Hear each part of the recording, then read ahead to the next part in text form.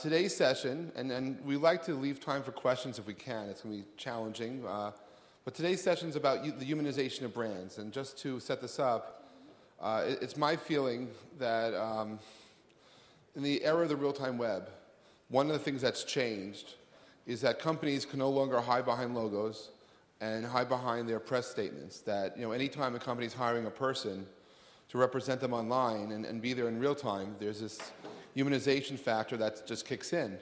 And we're living in a world where we're making up the rules as we go along, that people are experiencing good things, not so good things, and learning.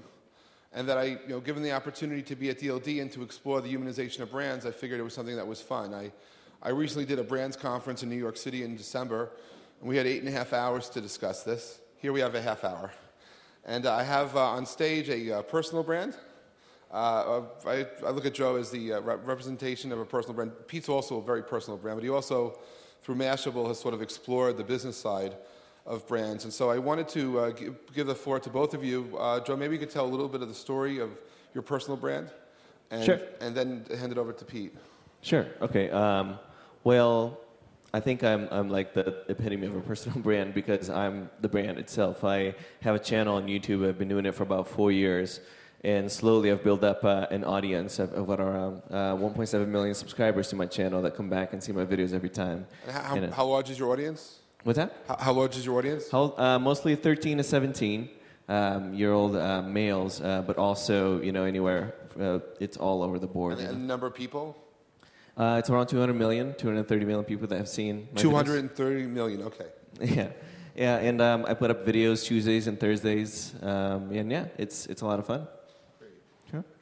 And Pete, so what was the inspiration behind Mashable? And how has your involvement, how has Mashable changed over the years? And where is Mashable, and what are some of the things that you've discovered through the platform you've created that takes us, how brands are changing and adapting to the web? Sure. So the background on Mashable real quick is I'm originally from a little town in Scotland, kind of the middle of nowhere, and I really was excited about this whole technology thing, and no one even had a Mac, right? I'd never seen one. It was just, I really had no connection to that world, and I really wanted to get into it, so I started just blogging, set up a WordPress blog, started writing about what's going on the web, what's going on in technology, and really trying to engage with that stuff. And other people were kind of outsiders to the Valley as well and wanted to know what was going on in technology and wanted that kind of outside perspective. And obviously social networking was springing up, so that was really my interest, was not so much, what are the kind of the technical requirements, what are the technical things going on. I was far more interested in how are people connecting online. What can you do with this stuff? Why does it matter to an ordinary person versus, talking about, okay, how is this coded or whatever. So that was my kind of angle on it. And, we've covered social for about 5 years now, and we're up to about 40 people. Our main office is in New York, and we have a smaller office in San Francisco, and that's where I'm based as well now. And we cover everything in social media, including how brands are using social media. And they're actually among our biggest audience. They're very, very engaged, and it's really good for us because that kind of audience also shares out all our content a great deal. So it's made us doubly successful in the sense that our audience is also our distribution channel. Everyone who, how many people have a Twitter here? How many people are on Twitter? Everyone. Okay, yeah. And Facebook? Yeah. So that's kind of the power, is that when your audience is basically a publisher. So everyone's publishing with you and for right. you. But so if everyone has 400 friends on Facebook and they share our posts, suddenly we have magnitudes more audience, and that's really been our sweet spot versus other publishers, is to find an audience that's actually the distribution channel. Are there any stories that come to mind that sort of stand out as far as how brands are learning of the web and the social web, and how the humanization factor is kicking in, and how people are lessons learned type of thing? Are there any particular brands that So, the one that gets cited a lot is Comcast. So when Comcast started out on Twitter, there was a guy called Frank, who was the face of Comcast, and whenever you tweeted something bad about Comcast, you'd suddenly get Frank in your feed saying, hey, can I help you? Can I give you a call? And they were one of the early ones to really get on board, and they've been kind of praised for that one. Another one would be Ford. Got on there really early. Scott Monte's the rep at Ford, and I think, Joe, you were part of the whole Ford Fiesta movement and could probably talk to that, but I think that's two brands, particularly with regard to Comcast, that essentially, you talk about putting a face on a brand. They put the face as, as the representative, and it was a very human connection. And people are far more forgiving if you're saying, oh, my Comcast isn't working, I'm really mad, I'm going to get a call center, and then Frank calls you up and says, hey, I'm Frank, how can I help you? That's a really personal experience, and people are far less angry when it's an individual. Well, I think what that's also a reflection of is the birth of a back channel. That, what's happened in the era of the social web is we now have, everybody has a way to have a backdoor conversation with somebody behind the scenes. So when Heathrow was recently shut down, a lot of people were able to go directly to certain airlines because the airlines had certain folks listening and doing direct messaging to get people out of that. In Miami, Delta recently was very proactive with that. And I think one of the things we're experiencing is that certain brands are being spoken about, and if they're not listening to what's being said, certainly their competition is. And certainly we're in a period of time where I think we're going to any company that's large enough to have a chief marketing officer should have a chief listening officer, because there are messages that are being heard, being said, and it's not really specific to service providers or to car companies. If you're in the military or you're in finance, you're in any area. Some areas you have to deal with restrictions as far as information being shared, but disintermediation is what's happening these days, and there are no gatekeepers. And it's a very, I think, interesting time, but I just find it ironic that a service provider, has to stand out, being proactive because someone complains about them. It's like, why couldn't they be there to begin with? And Frank, I think, has said that there are now 20 people plus at Comcast that took his job, so he left and went to Citibank. And I think that we're kind of living this, but there's a personal side to this. So Joe, when you're online, are you engaged? Like, how do you connect with your audience as a brand? Yeah, of course.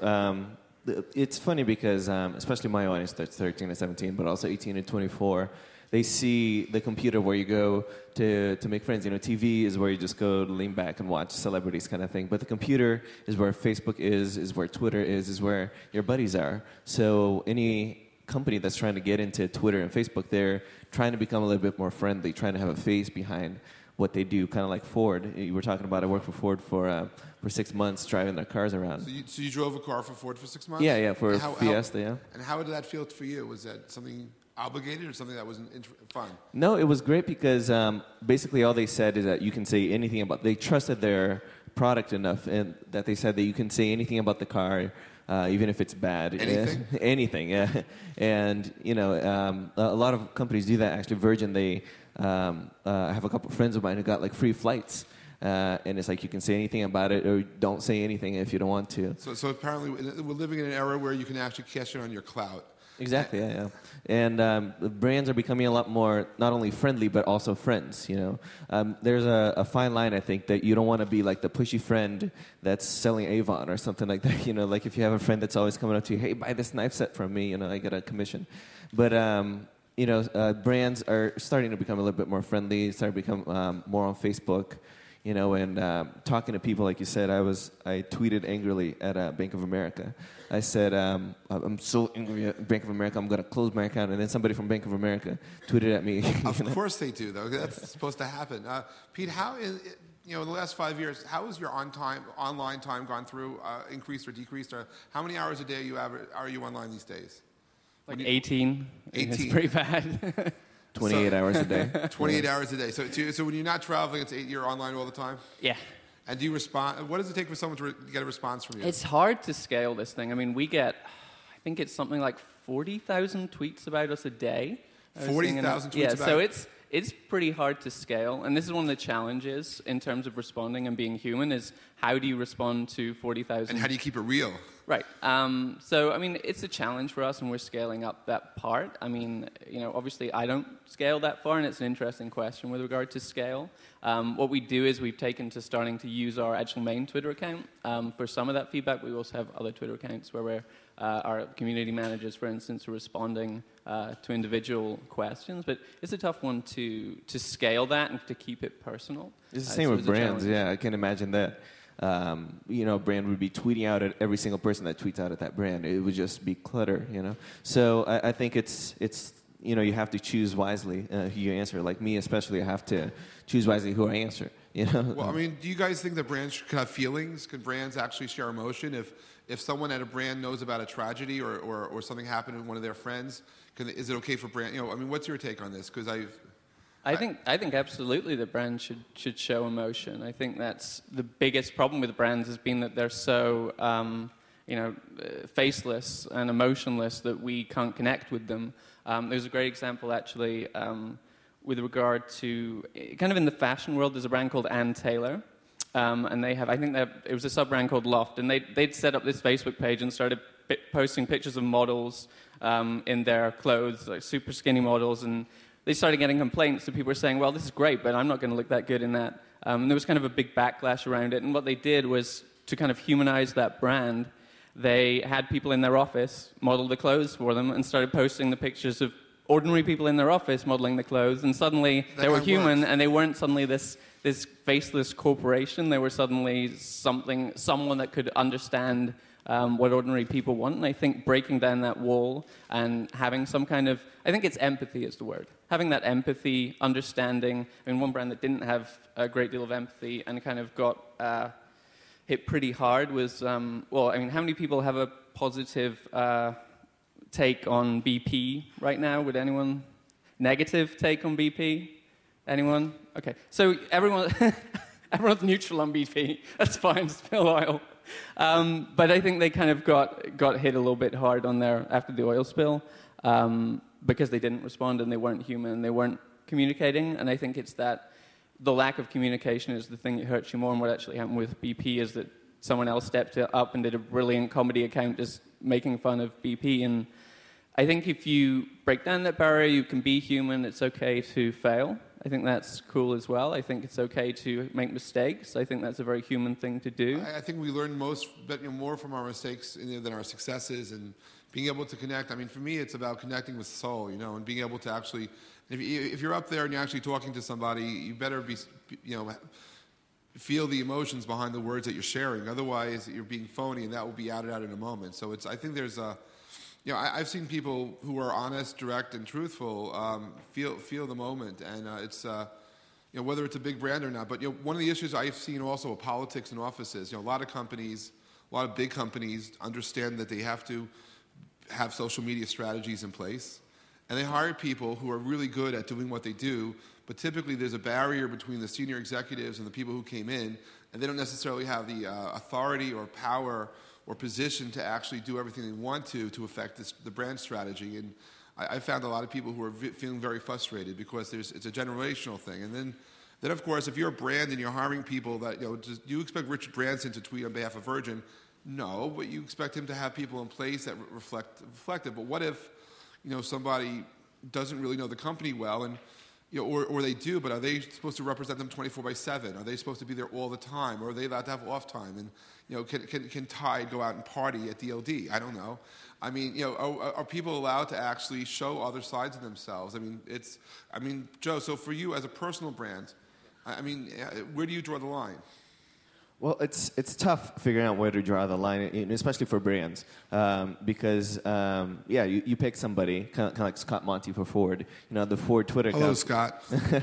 Like they have if you go to their Twitter page, they have like 5 different people, and then they sign all their tweets. You pick 5 people who you kind of trust, and you let them run with it. Gone are the days, I think, where it's like the brand is a big monolith. Like when Facebook first started the news feed, and everyone hated it, they kind of put up a blog saying, "Hey, sorry, that was kind of bad. Let's work on this." Or like when YouTube now did their new front page, and literally every comment in my videos is changed it back. It's horrible and blah blah blah. They're not responding to it right now. So, well, I think what Jeff's kind of getting at is it okay to be human? Like, are we gonna go on Facebook? Are we gonna find photos of Joe last night getting drunk, or are we not? I mean, is that okay? You're probably not going to find photos of me being drunk. But no, I think it's fine to do that. I think people yearn for more humanness.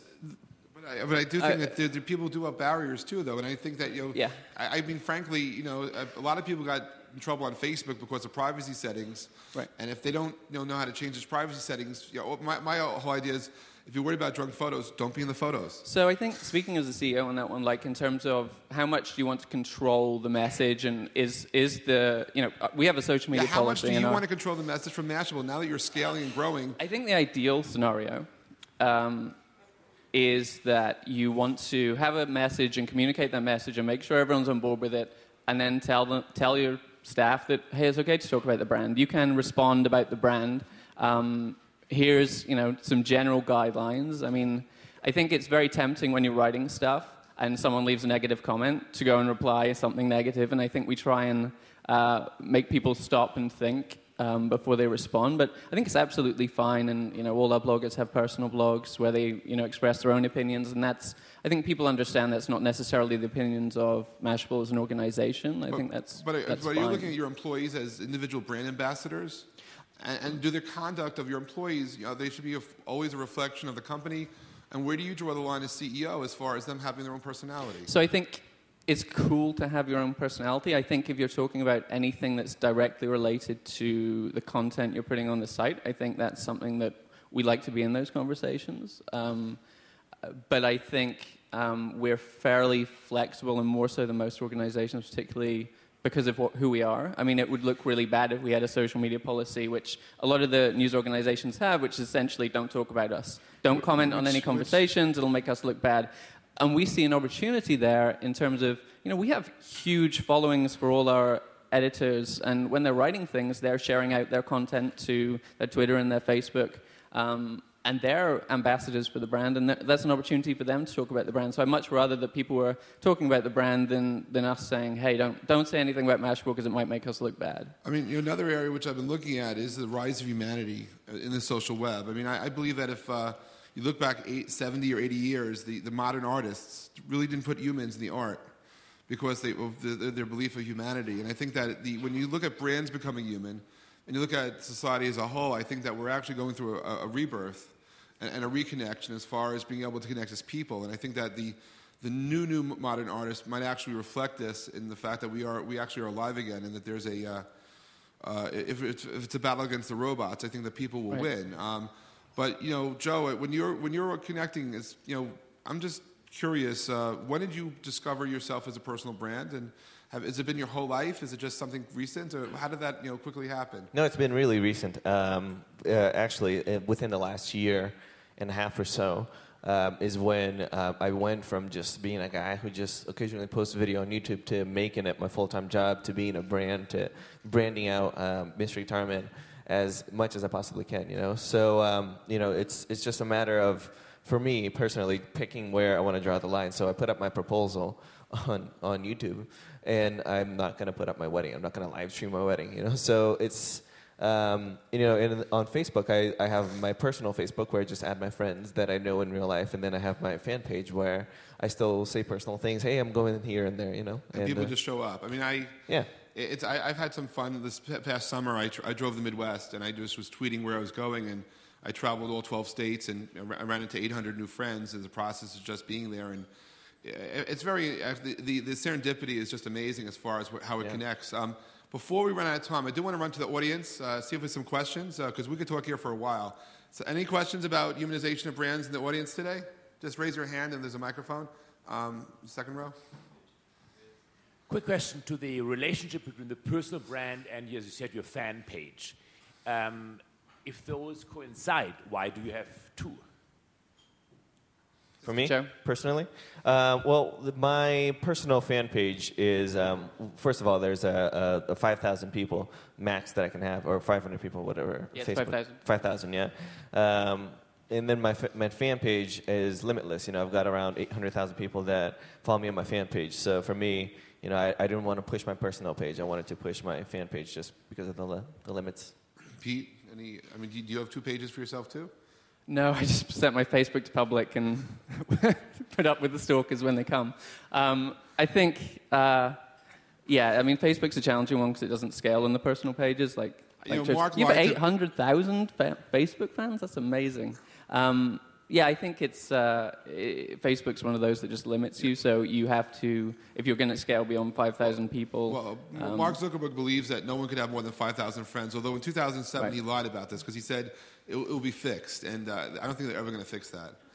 Well, I think Facebook's got to be, I mean, this is slightly off topic, but I think Facebook's got to be cautious not to turn into MySpace and let you have as many friends as you want and devalue the notion of a friendship. And suddenly people go onto MySpace and realize these aren't my real friends and I want to move to Facebook where there's real friendships. So I think Facebook is guarding against that friend inflation that happened on MySpace, which made it pretty much valueless. So while as brands, we might not particularly like being limited to 5,000, I think for Facebook itself, it's probably a good move. Except for on the personal brands where the person is that branded, because why do you have to maintain 2 pages? It's kind of silly. But one more. We're going to run out of time quickly. Maybe 1 or 2 more questions from the audience. In the back, Esther. I'd like maybe Andreas would be the guy to talk about this. The microphone so the broadcast people can hear you. Maybe Andreas would be the guy to talk about this. The question is, get real about the scaling and the numbers. If Delta is going to have a person responding to everybody who's unhappy with Delta, it may be the solution to the unemployment problem. But let's think about it seriously, what this really means. Because right now, when we say, a lot of people got responded to on Twitter, that means a small percentage of us high-end elite folks who have our iPhones and are tweeting. Yeah, I mean, it is a problem to reply to everybody. So I think you want to pick kind of like if you see 100 questions about something, you pick one person and you answer them. You can't add replies just characters-wise. 140 characters is what you're down to, especially on Twitter. But I went to the Bank of after I was about to close my account at Bank of America. I went to their Twitter and they were just copy-pasting, the answers to like 30 different people, which seemed really not human. It seemed fake. And so I closed my Bank of America account and I'm with Chase. So I think you have to pick and choose your battles. I mean, you can't answer everybody. I do believe, though, Esther, that in fact it might solve part of the unemployment problem, because I do think to the extent that brands discover through back channels are able to connect with customers and drive revenue, and that having this not such a lead service, just the knowledge that the back channel exists, will change the face of business for those people who are keyed in on it. And I think as the future goes, social, customer relation management systems will grow. They have to scale, or it will fail. And there'll be a lot of learning in process. We have time for someone else, please. I'm sorry? Oh, no. One other question, then we're going to wrap. All right, yes? Achim Becker from Data Becker. Not so much a question. I think what you're talking about, humanizing brands, is important. But it's very important for public companies. And what you have, especially in Europe or in Germany, you have a lot of small or medium-sized companies, even big ones, who are owner-driven. And you have a real face there. And we have one example here. You have a young man sitting here, Hubert Boda, who is the face behind Boda. And you might be surprised, he's real, he's there. And he's giving the company a face, he's giving the company trust. You can talk to him, he's responding. This is not new, it's old. What we need is more entrepreneurs and more faces and real guys behind companies, and that will solve your problem. Thank you. And with that, guys, thank you for being part of this session. And we're going to wrap up. Thank you. Maybe before any closing comments, Pete? No, I think I think we're all agreed that it's exciting that we can talk to brands directly. I think there's definitely concern with regard to the scalability, and I think there is concern that we're really spoiled as the first users of this system of being able to tweet and get a response from a brand. And I think it'll be interesting to see how companies scale this once there are 1 million people every day asking questions directly about Comcast. I think it's going to be an interesting process to watch. Well, I also think we should be looking at the business schools, because what we're learning on the front lines, people are going to study one day.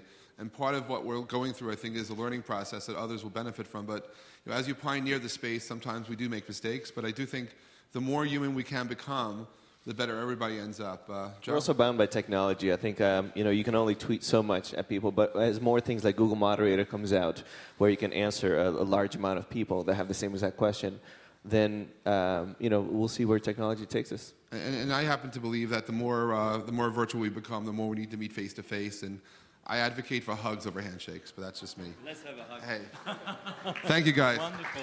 Thank you. Thank you.